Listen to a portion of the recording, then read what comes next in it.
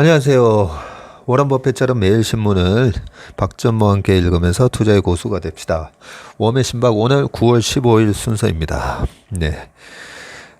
어제 찍었던 여미남 여의도에서 미국 시장 읽어주는 우리 남궁재훈 주임하고 같이 하는 여미남 조회수가 2만 회가 넘게 나와서 깜짝 놀랐습니다. 아마 미국 시장이 이제 큰 폭으로 빠져서 많이들 다른 분들도 많이 찾아오셔서 보신 것 같아요. 네. 우리 남궁 주임도 작년에 인피니티 때 인턴으로 들어갔다가 우리 회사에 정식 직원으로 이제 채용이 됐고요. 너무 애티튜드가 너무 좋습니다. 굉장히 열심히 하고요. 제가 사람을 판단할 때 가장 중요시하는 부분이 또 책임감인데요. 여미남을 시작하니까 출근을 또 오히려 한 30분 더 일찍 와서 자료를 준비를 합니다. 예, 그런 부분들이 상당히 보면 기특하고요. 네. 열심히 해줘서 너무 고맙습니다. 네. 참 상류 시비 새로운 분들이 많이 들어오시다 보니까 상류 시비가 뭔 말이지? 그런 얘기를 하시는 분도 있는데 제가 동서고금을 통틀어서 가장 위대한 명언 하나를 꼽으라고 하면 저는 이순신 장군의 금신전선 상류시비, 예, 미신불사. 네. 그때 당시에 또 백의종군 해가지고 그죠?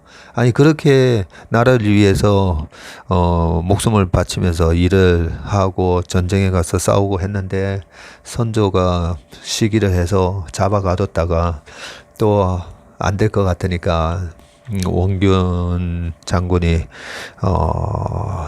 완패를 해서 예, 안 되다 싶으니까 또 네가 가서 한번 해봐 라고 해서 왔더니 배가 12척밖에 안 남았던 거죠. 그런데 바다 저 건너편에는 외선이 300척 이상이 있는데 그래서 선조가 그러잖아요. 우리 지금 수군 수준으로는 도저히 싸움이 안 되니까 육지로 가서 권율 장군과 함께 같이 육지에서 싸우는 게 어떻겠느냐라고 했더니 이제 이순신 장군이 신에게는 아직 12척의 배가 있사옵니다 라는 그 금신전선 상류시비라는 글을 써가지고 신은 미천한 신은 아직 죽지 않았습니다 하면서 바다에서 싸우겠다라고 얘기를 합니다. 저는 그렇기 때문에 제가 만약에 그 상황이었다면 그냥 권율 장군 밑으로 가서 거기서 좀 싸우려고 하지 않았을까. 그런데 어떻게 12척 우리가 뭐 그런 얘기 많이 하잖아요. 컵에 물이 반잔밖에 없다느니 아니면 와 반잔이나 있네라는 그런 얘기도 많이 하는데 아니 12척의 배를 보면서 12척이 있다라는 얘기를 과연 할 수가 있을까? 300대 12로 싸워야 되는데 싸움이 안 되는 거잖아요. 그것도 그냥 이게 뭐 온라인 게임 하면서 싸우는 게 아니라 나가면 죽는 거잖아요. 그렇게 나가면 죽는데 신에게는 아직 12척의 배가 있다. 그래서 저는 이 세상 동서고금을 통틀어 가장 긍정적인 마인드라고 생각을 합니다. 물론 그 12척의 배를 믿고 같이 따르는 그 부하 장수들과 군인들을 반드시 이제 살리고 나라를 지켜야 되겠다는 그 사명감에 뭐 명량 옛날에 그 영화에도 보면 막 이렇게 막 악몽을 꾸는 장면도 나오잖아요. 얼마나 또 걱정이 많으셨겠습니까? 그런데 신에게는 12척의 배가 있다. 그래서 최근에 그 제 주변에 그 비트코인으로 그동안에 어렵게 모은 뭐 7천만 원, 1억 다 날렸다라고 하는 그런 청년들이 꽤 있습니다. 꽤. 저도 놀랐어요. 그런 청년들이 최근 한 2, 3주 사이에 계속 이렇게 연락이 와서 그 결론부터 말씀드리면 12책의 배가 아니라 그 우리 청년들 20대 청년분들은 한번 생각해 보세요. 저도 이제 22년 전에 한국 와서 그때 선물 옵션 관련된 시스템 펀드를 운용하기 전에 야, 그 펀드를 운용해야 되는데 내가 실제로 이론만 알지 그 실전 매매를 안 해봤기 때문에 그때 정말 그 없는 돈에 한 5천만 원이었던 것 같은데요. 3천인가 5천만 원을 그 선물 옵션을 매매를 미리 해본다고 해서 한 2, 3개월 만에 다 날렸었어요. 예. 그러면 2000년 초였거든요, 그게. 그때 당시에 그 강남의 아파트가 평당 1,000만 원이었습니다. 1,000만 원. 평당 1,000만 원인데 5천만 원을 날렸으면 그죠? 한번 생각해 보세요. 지금 평당 1억가 있거든요. 평당 1억. 예. 그러면 10배면 제가 지금 그 우리 20, 30대 분들 보시면 제가 한 5억 날린 거예요. 5억. 예. 예, 그 뼈저린 그런 실패를 겪으면서도 와, 이걸 내가 지금 실제로 안 해보고 고객 자산을 운용했었으면 큰일 날 뻔했겠다라고 생각하고 그 돈으로 그때 집을 샀었더라면 그런 후회 왜 안 하겠습니까? 그죠? 그때 전세 들어갔었어요. 1억 전세 들어갔었는데 그 5천만 원 더해서 1억 5천에 그리고 대출 받으면 얼마든지 강남에 25평 아파트 2억 5천에 살 수 있었거든요. 이런저런 거 뭐 생각하면 뭐 마음이 아프지만 아유 그래도 그때 그런 경험을 안 해봤으면 그때 경험이 저한테는 많은 이제 투자 원칙을 또 만들어 줬었습니다. 뭐 옵션은 절대 만기주에는 하면 안 된다. 그래서 그러고 나서 1년 반 뒤에 9.11 테러 때 안 터졌어요. 예, 9.11 테러 때 만기주에는 양매도 포지션 이런 걸 안 가져간다. 이런 부분이 있었기 때문에 아무튼 우리 청년분들 혹시라도 이 방송 들으시는 분들이 있으면 뭐 청년분들이 아니라 뭐 40대 50대 분들도 이번에 뭐 몇천 터졌어 뭐 몇억 터졌어 이런 부분이 있더라도 마음 너무 아파하시지 마시고요. 그 이건희 회장님이 한 72세 되셨을 때 이제 심장 쇼크 가지고 누워 계시다가 돌아가셨잖아요. 이건희 회장님한테 만약에 20, 30대로 돌아갈 수 있는 그런 옵션을 있는데 그 옵션을 사시겠다라고 하면 얼마에 사셨겠습니까? 그죠? 한 몇천억 주고 사셨을 거잖아요. 그래서 저는 20, 30대의 우리 청년분들 그 젊음과 그리고 시간 아직까지 엄청난 시간이 있어요. 한 70년, 80년의 시간이 있는 거거든요. 그 시간이 너무나 돈의 가치로 따지면 7, 80억 되는 그런 가치라고 보시면 됩니다. 그래서 이번에 뼈 아픈 경험을 하셨는데 지나고 보면요. 아, 그때 참 그런 경험을 하기를 잘했다. 뭐 그런 생각을 하실 겁니다. 그런 차원에서 저희 회사 그 회의 자료랑 이런 걸 다 올려놓는 우리 상류12 TV의 이름을 뭘로 할까라고 제가 생각하다가 아이디어를 낸 게 상류12로 하자. 예, 그렇게 해서 이 상류12 TV의 채널 이름이 만들어졌다. 예, 그렇게 아시면 될 것 같습니다. 오늘 뉴스 빠르게 말씀드리겠습니다. 중국에 꽂힌 스타벅스 3년간 9시간마다 1개꼴로 신규 매장을 연다라는 기사인데요. 참고로 오늘 뉴스는 전부 다 매일경제신문에서 가져온 겁니다. 스타벅스가 어제 한 5% 이상 올랐죠. 지금 명품 주식들 제가 계속 이렇게 지금 이런 약세장을 이용해서 명품 주식을 사야 됩니다. 이런 얘기를 했었는데 3개월 동안에 한 35% 올랐습니다. 그 스타벅스 이런 우리가 기사를 통해서 우리가 투자하거나 투자하고 싶은 기업들의 정보를 이 신문을 통해서 이렇게 쉽게 알 수가 있습니다. 이유진 기자님이 쓰신 기사인데 중국 매장을 공격적으로 확대를 하는데 13일 미국 시애틀에 본사가 있죠. 이 시애틀에서 열린 투자자의 날 행사에서 중국 매장을 2025년에 9,000개까지 늘리겠다고 밝혔습니다. 3년 내에 현재 매장 수의 절반 이상을 새로 출점하겠다는 것인데 이 계획에 따르면 그러면 지금 한 6,000개 된다는 거죠. 이 계획에 따르면 앞으로 3년 동안 9시간마다 중국에 새 매장이 생기는 셈이라고 스타벅스 측은 설명했다. 야, 9시간마다 새로운 매장이 생긴다고 합니다. 스타벅스는 23년에서 25년 매년 10에서 12%의 매출 성장을 이어나간다는 목표도 함께 발표다. 이런 게 정말 중요한 내용이죠. 이 주가는요, 매출 성장하고 거의 비례해서 올라간다고 보면 됩니다.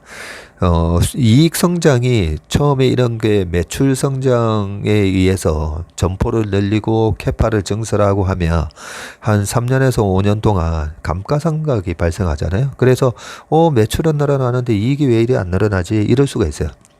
그렇기 때문에 항상 이 주가는 매출, 그거는 감가상각이니까 5년 뒤에 감가상각 끝나면 이익이 또 확 늘어나겠네. 이런 걸 생각하면서 우리 펀드 매니저들은 제일 중요하는 게 이 바로 탑라인 재무제표에 있어서 제일 윗줄에 있는 탑라인 성장 이렇게 얘기하거든요. 그 탑라인 성장이 바로 이 매출 성장이라고 보시면 됩니다. 그런데 10에서 12%씩 증가한다는 거죠. 매년. 대단한 거죠. 앞으로 경기 혹독한 침체가 온다는데 혹독한 침체가 오는데도 이렇게 10에서 12% 증가하잖아요. 그러면 멀티플이 어떻게 되겠습니까? 네, 멀티플이 훨씬 더 높아집니다. 지난달 초 발표한 실적 보고서에 따르면 중국 매출이 최근 분기에 전년 동기 대비 40%나 감소한 5억 4,500만 달러를 기록했는데 지난해까지는 중국 시장이 스타벅스 전체 매출의 약 12% 차지한다고 합니다. 근데 올해 6.7%로 쪼그라들었고요. 스타벅스는 향후 3년 동안 전 세계 매장을 4만 5천 개로 늘리는 한편 총 매장 수를 4만 5천 개, 아까 9천 개는 중국에서만 9천 개네요. 네. 4만 5천 개로 늘리는 한편 미국의 매장을 더 빠르게 키워나가겠다는 의지를 또 강조했다고 합니다. 지난해 말 기준 스타벅스는 80개국에 3만 2천 개 매장을 운영 중에 있고 이 중 중국 매장은 5,350개라고 합니다. 매년 25억에서 30억 달러를 매장 개선에 투자를 하고요. 고객 서비스를 개선하는 한편 직원 이직률을 낮추겠다는 계획을 발표를 했습니다. 여기에 매장 커피 머신을 교체하고 아이스 음료 제조 시간을 기존의 40%로 단축하는 등의 내용이 포함됐다고 합니다. 저도 매주 스타벅스를 이용하고 있기 때문에 스타벅스의 이런 성장에 응원을 보냅니다. 그 다음 뉴스를 보겠습니다. 최대 교역국 중국에 날세운 독일 갈취당하지 않겠다라는 뉴스고요. 중국이 러시아 두둔하자 등을 돌렸다고 합니다.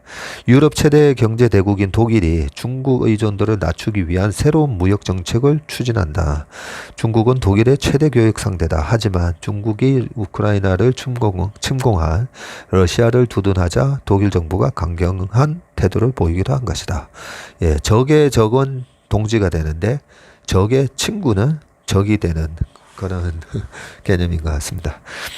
로베르트 하베크 독일 부총리 겸 경제기후보호부 장관은 로이터와의 인터뷰에서 더는 순진하게 굴지 않겠다면서 새 무역 정책으로 중국 원자재 배터리 반도체에 대한 의존도를 줄이는 방안을 진행하고 있다면서 우리는 갈취당하지 않겠다며 경쟁을 저해하는 중국의 보호주의를 허용할 수 없고 거래를 끊겠다는 협박 때문에 인권 침해 비판을 자제하지도 않을 것이라고 강조했다. 지난 6년간 독일의 최대 무역 상대국은 중국이었고요. 지난해에는 무역 규모가 340조 원에 이르렀다고 합니다. 하베크 장관은 아울러 독일이 대중 수출에 과하게 의존했던 분야에서 새 무역 상대로 눈을 돌려야 한다고 설명을 했는데요. 그는 차이나 머니에 대한 더 까다로운 안보 심사가 이루어질 것이라는 계획도 밝혔고요. 유럽 기반 시설을 포함한 분야에서 중국 투자를 면밀히 검토하는 것도 새 무역 정책에 포함될 것이라고 설명을 했습니다.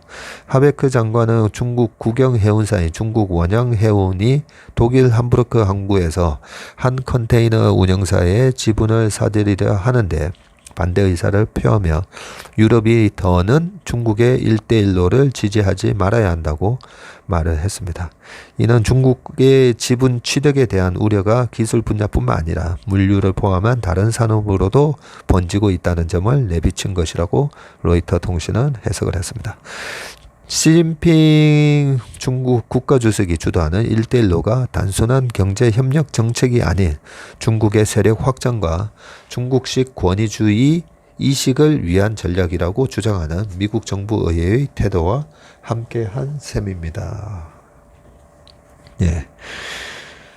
그 다음 기사 또 보겠습니다. 이번 중동 붐은 역사적인 기회. 한국 스마트시티 시장 올라타라. 이런 기사 너무 좋습니다. 네. 세계 지식 포럼에서 트럼프 중동 특사 제이슨 그린블렛 2020년 평화협정 체결된 뒤에 아랍권 서방 세계 경협 확산, 사우디 국부펀드가 앞장서서 유력의 벤처에 투자하기도, 한국 제조 역량, 이스라엘 신기술, 스마트시티 사업의 최적화, 농업, 의료, AI 등 협력도 기대한다라는 내용인데요. 1970에서 80년대 값싼 노동력으로 1차 중동 붐의 기회를 잡은 한국은 이제 제2의 중동 붐이라는 역사적 기회를 포착해야 한다라고 합니다. 사실 얼마 전에 정말 제가 좋아하는 슈퍼개미 동생이랑 그냥 톡을 했었는데요.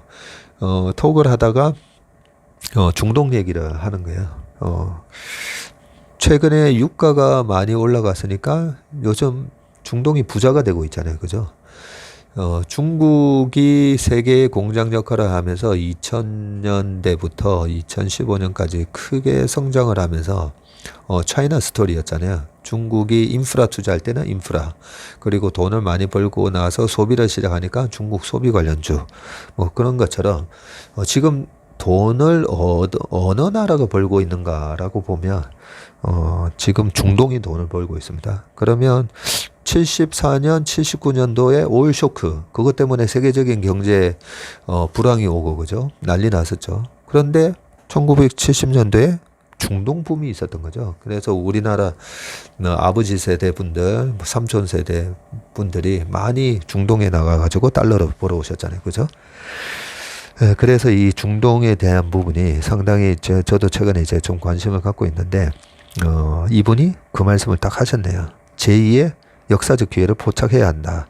마스다르 시티에 이어 네옴시티까지 중동은 세계에서 가장 큰 스마트 시티와 상당한 크기의 여러 스마트 시티를 건설하려고 한다. 이제 단순히 건설과 양질의 노동력만 활용하는 것이 아니라 혁신 기술과 제조 기술을 바탕으로 새로운 장을 열어가야 할 때다. 미국 도널드 트럼프 정부 시절 대통령 보좌관과 백악관 중동 특사를 역임하며 이스라엘과 아랍 이웃 국가들의 번영을 위한 평화 프로젝트에서 주요 설계자 역할을 한 제이슨 그린블렛은 지금 사진에 나오시는 분입니다. 최근 매건과의 인터뷰에서 한국의 역할을 강조하면서 이렇게 말을 하셨네요. 그의 주요 업적으로 꼽히는 아브라함 협정은 2020년 당시 도널드 트럼프 미국 대통령의 중재로 체결된 이스라엘과 여러 아랍 국가 간 역사적인 평화 협정이라고 합니다. 그린블렛이 오는 20일 열리는 제23회 세계 지식 포럼 아브라함 협정과 중동의 경제지형 변화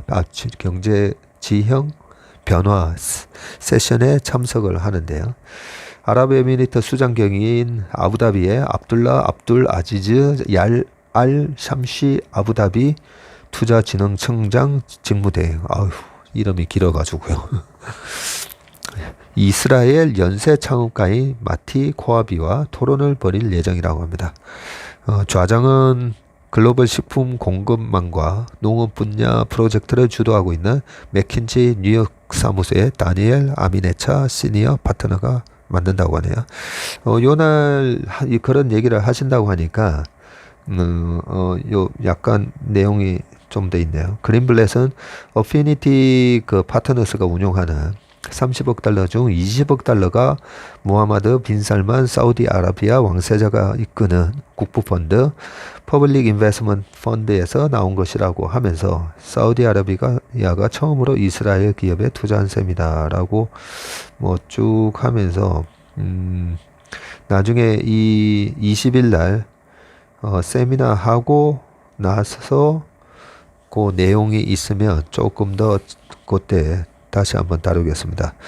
여기서 지금 그린블렛이 보안, 농업기술, 의료기술, 인공지능 등 영역에서도 많은 협력 기회가 생길 것이라고 보고 결국에는 양방향으로 많은 투자 기회가 있을 거다. 관광 분야도 매우 커질 것이고 처음에는 이스라엘인이 아랍 국가로 여행을 하겠지만 결국 아랍 국가가 이스라엘로 여행하게 되기를 바란다라고 하고요.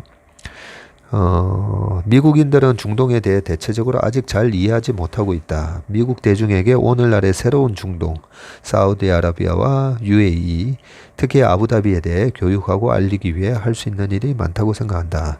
또 그는 한국에 대해서 얼마 전에 제네시스 자동차를 샀지만 이분도 제네시스 자동차를 사셨네요. 몇 주 전에 한국을 방문하지 않았더라면 제네시스가 한국 차인지 몰랐을 것이라면서 제네시스는 정말 훌륭한 차인데 왜 대부분의 미국 사람이 한국 차인지 몰랐는지 자문해 보아야 한다. 아니, 진짠가요? 제네시스에 이제 현대마크가 없다 보니까 어떻게 보면 제대로 이제 전략이 먹힌 것도 맞죠. 처음에 제네시스 나왔을 때 제네시스하고 약간 벤틀리 비슷한 이렇게 문양을 했었다가 그 제네시스 쿠페가 나왔었는데 쿠페는 또 이 H 마크가 달려 있었어요. 그러니까 이 쿠페를 타시는 분들이 그 현대 H마크 위에다가 되게 보기 싫게 또 막 이렇게 다른 걸 갖다 붙여서 왜 저렇게 그냥 그 소비자의 니즈에 맞게 뒤에도 그냥 제네시스 그 벤틀리 마크 같은 거 왜 그걸 쿠페에도 안 붙여주셨을까 뭐 이런 생각을 좀 했었는데요. 도요타의 렉서스가 나왔을 때도 보면 이제 도요타 마크 안 달고 L 요 마크로 완전히 처음에는 이 차가 어디서 나온 차지 뭐 이런 느낌을 줬었잖아요. 1990년에 아마 렉서스가 나왔을 건데 그때만 하더라도 일본 차가 여전히 이제 좀 경박단소하고 고장은 잘 안 나고 성능은 좋은 그런 값싼 자동차 이미지에서 이제 고급 브랜드로 이제 빵 튀던 게 렉서스가 나왔을 텐데 어떻게 보면 제네시스가 현대차가 아니었어? 뭐 이런 느낌. 기아도 사실 미국 분들 중에는 기아도 일본 차라고 생각하는 분들이 꽤 많더라고요. 어쨌든 이분 말씀은 요 부분은 한번 생각해봐라. 예, 제네시스 이렇게 훌륭한 차인데 왜 미국 사람들이 한국 차인지 몰랐는지 한번 생각해봐라. 이렇게 얘기하시면서 한국은 미국의 매우 중요한 전략적 동맹국이라고 하면서 미국인들은 우정을 나누는 나라의 물건을 사고 싶어하고 미국의 전략적으로 중요한 국가의 사람 회사들과 비즈니스 하는 것을 좋아하기 때문에 미국에서 한국 브랜드를 계속 구축하길 조언한다 라고 얘기를 좋은 말씀을 해주셨네요. 그 다음 기사는요. 아시아 최대 LCC 슈퍼앱을 만들어서 금융 쇼핑까지 앱에서 고른 옷 매장서 착용 신개념 쇼핑몰. 아시아 최대의 저가 항공 어디라고 생각을 하십니까? 네. 아시아 최대의 저가 항공사 에어아시아의 그룹사 캐피탈 A를 이끄는 토니 페르난데스 최고 경영자 그리고 태국 디지털 패션 플랫폼 포멜로의 데이빗 주 창업자 겸 CEO가 제7회 아세안 기업인상을 공동 수상한다. 라고 하고요. 페르난데스 CEO는 2001년 말레이시아 1링깃, 미국 돈으로 25센트 1링깃과 부채 4천만 달러, 단 2대의 항공기를 보유한 에어아시아를 매입해서 현재 항공기 200대가 넘네요. 200대 이상과 직원 2만 5천 명을 보유한 아시아 최대 저비용 항공사로 성장을 시켰네요. 2019년 말 6억 명의 누적 승객 기록을 세운 데 이어서 최근에는 데이터를 활용한 디지털 사업을 시작했고, 여행과 라이프스타일 플랫폼인 에어아시아 슈퍼 애플리케이션도 출시를 했다. 이 밖에 물류와 전자상거래, 금융 서비스 등 신사업도 키우고 있다고 합니다. 베인앤컴퍼니와 뉴마운틴 캐피탈에서 각각 경영 컨설턴트와 스타트업 투자 경험을 쌓은 주 CEO는 2012년 전자상거래 업체 라자다를 설립을 했고요. 그가 대표를 맡은 후 라자다는 태국, 싱가포르, 베트남, 인도네시아, 필리핀, 말레이시아 등 6개국에 진출한 동남아시아 최대 전자상거래 업체로 성장을 했다. 이 경험을 바탕으로 그는 2013년 태국에서 온오프라인을 아우르는 새로운 형태의 패션 쇼핑몰 포멜로를 창업을 했고요. 지금 그 사진에 보이시는 두 분 중에 이제 왼쪽 분이 에어아시아를 이끄시는 분이고요. 페르난데스 CEO시고, 오른쪽에 웃고 계시는 분이 바로 이 디지털 패션 플랫폼 포멜로의 데이비드 창업자이신데, 지금 데이비드 이분에 대한 설명을 지금 하고 있습니다. 이 아세안 기업 인상은 2016년 아세안 지역에서 활동하는 우수 기업인을 국내 투자자와 업계에 널리 알리고 한국과 아세안 기업인 간의 비즈니스 네트워크를 강화하기 위해서 탄생을 했네요. 2016년도에. 2018년부터는 한국 아세안 센터가 공동 주최 기관으로 참여해서 상해 권위를 한층 높였다고 합니다. 네. 그 다음 기사는요. 상반기 77조 손실본 국민연금 지급액도 눈덩이, 올해 30조 첫 돌파. 올해 이제 지급액이 있잖아요. 들어오는 보험 수입료 말고 나가는 거, 나가는 지출이 30조를 돌파했나 봅니다.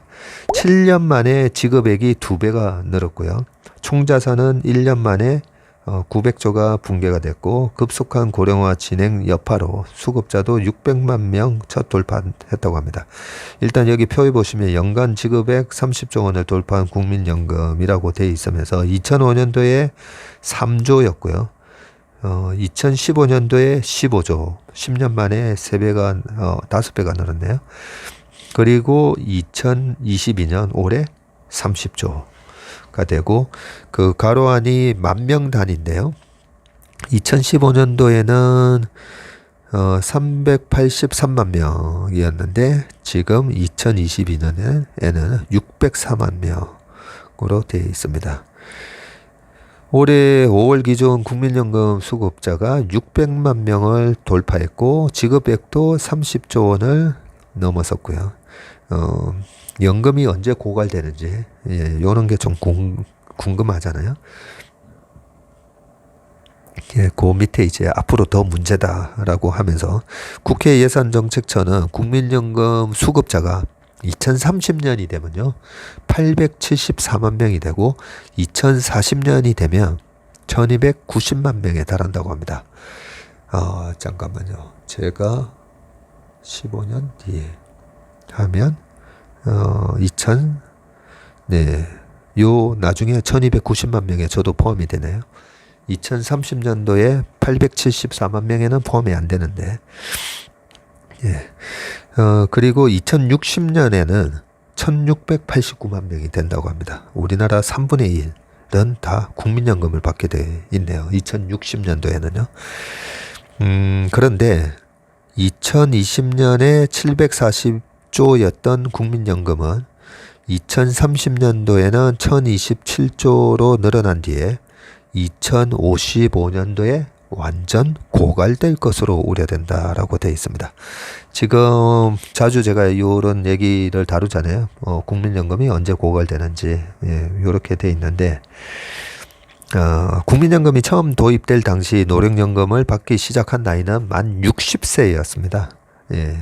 만 60세였는데요.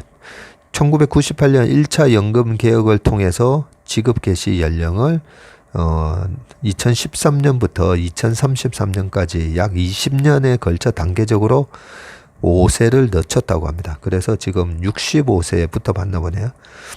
올해 연금 수급 개시 연령은 62세네요. 올해는 62세고 1960년 태어난 연금 가입자가 처음으로 노령연금을 받게 되네요. 61년에서 64년 출생한 연금 가입자는 63세부터 수급 자격이 생기고요. 65년에서 68년생은 64세부터 받을 수가 있고요. 69년 이후 출생자는 65세부터 연금을 지급받네요. 그러면 저도 69년 이후 출생자니까 65세부터 연금을 받게 됩니다. 그러면 지금으로부터 대충 13년 뒤라고 보면 아직 많이 남았네요. 많이. 2035년 돼야 되네요. 연금 수급자와 급여 지출액이 급증하는데 올 들어 기금 수익성마저 악화되며 국민연금 고건에 대한 경고음이 커졌다. 국민연금의 상반기 투자 수익률은 마이너스 8%를 지금 기록하고 있고요. 올해 6월 말 기준 국민연금 기금 운용 자산은 총 882조 6,540억입니다. 작년 말과 비교해서 올해 76조 원이 넘는 자금을 까먹었다. 정부 향후 관계자는 국민연금 기금 수익률 회복은 당분간 쉽지 않아 보인다. 라고 했는데요. 사실상 그 최근 2년, 3년 동안에 거의 한 200조를 벌었었거든요. 그래서 저도 깜짝 놀랐었어요. 언제 국민연금이 이렇게 큰 돈을 벌었지라고 봤었는데, 작년에 채권 금리가 0.55까지 미국 10년물 기준으로요. 큰 폭으로 떨어졌잖아요. 채권은 금리가 떨어지면 채권 가격이 올랐 거나 마찬가지잖아요. 그죠? 그래서 작년에 채권, 주식, 대체 투자, 뭐 부동산 관련된 거, 뭐 전부 다 이제 돈을 벌다 보니까 엄청난 돈을 벌었었습니다. 그리고 올해는 지금 채권 금리가 3.5, 3.6, 3.7, 그 말은 채권 가격도 계속 떨어지고 있다는 말이거든요. 그래서 평가손이 지금 나고 있는 겁니다. 평가손. 주식도 마찬가지고. 그래서 약간 이제 언론에서 이렇게 76조 원이나 지금 까먹고 있다라고 하는데, 한 최근 코로나 이후에 그때 한 2년 동안 너무 이제 그 평균치보다 훨씬 웃도는 수익을 벌었고, 지금은 그 평균치에 맞춰가기 위해서 약간 또 손실이 나고 있는 그런 상황인데, 중요한 거는요, 어제도 제가 이제 국민연금 이제 그 연기금 클러스터를 좀 만들자 뭐 이런 말씀을 드렸었잖아요. 그런 얘기처럼 지금 얼마를 보험료를 올리냐 마냐 뭐 이런 것 가지고 자꾸 그 고민들을 많이 하시거든요. 근데 수익률을 어떻게 하면 더 올릴 수 있는가? 저는 이 부분에 대해서 좀 더 고민을 했으면 좋겠습니다. 국민연금 수익률이 1, 2%만 더 높아져도요, 고갈 안 됩니다. 고갈 안 되고 그냥 쭉 다 지급 가능하거든요. 그래서 조금 더 많은 전문가들을 통해서 외국의 이제 노르웨이 국부펀드뿐만 아니라 싱가포르 테마색이라든지 여러 꼭 연기금이 아니더라도 탁월한 수익률을 내는, 장기적으로 계속 꾸준히 탁월한 수익률을 낸 그런 기관들이 어떻게 운영을 했는지, 물론 국민연금에서도 그런 거 계속 공부를 많이 하십니다. 많이 하시는데 어쨌든 수익률을 조금 더 높이기 위한 방법이 제가 봤을 때는 좀 있는 것 같은데요. 그 부분에 대해서 우리가 좀 더 고민을 해봤으면 좋을 것 같습니다. 마지막 기사 보도록 하겠습니다. 네이버 쿠팡에서도 면세품 구매가 가능해졌습니다. 관세청 면세사업 활성화 대책으로 메타버스에서도 구매가 가능하도록 한다네요. 앞으로 출입국장 면세품을 온라인 플랫폼이나 메타버스 등을 통해서 구매할 수 있게 된다. 또 시내 면세점에서 면세 주류의 온라인 구매도 가능해지고요. 관세청이 서울 중구 신세계 면세점에서 열린 면세산업 발전 간담회에서 이러한 내용을 담은 면세산업 활성화 대책을 발표를 했네요. 코로나 영향으로 타격을 입은 면세산업 경쟁력을 살리기 위해 마련이 됐고요. 지난해 기준 면세점 매출은 18조 원으로 2019년도에 25조 원이었는데 한 30% 감소를 했습니다. 관세청은 우선 시내 면세점 19곳에 한해서 허용된 온라인 판매를 출입국장 면세점에도 도입하기로 했고요. 면세점 물품을 온라인으로 결제를 한 뒤에 공항 면세점에서 수령하면 된다고 합니다. 국세청과 이 협업해서 면세 주류를 스마트 오더 방식으로 시내 면세점에서 구매할 수 있도록 했고요. 스마트 오더는 고객이 이동통신 등을 통해서 주문 결제한 상품을 매장에서 직접 인도하는 방식으로 한다고 합니다. 이날 윤태식 관세청장은 간담회에서 면세점 업계가 코로나 영향, 환율 상승, 국제 경쟁 심화 등으로 어려움을 겪고 있다면서 이번 대책이 최근 면세 한도 상향, 해외 입국 전 유전자 증폭 검사 페이지와 맞물려서 면세산업 활성화에 촉매제가 되길 기대한다고 말했습니다. 네, 오늘 웜의 신박 주요 뉴스는 여기까지입니다. 함께해 주신 여러분 고맙습니다.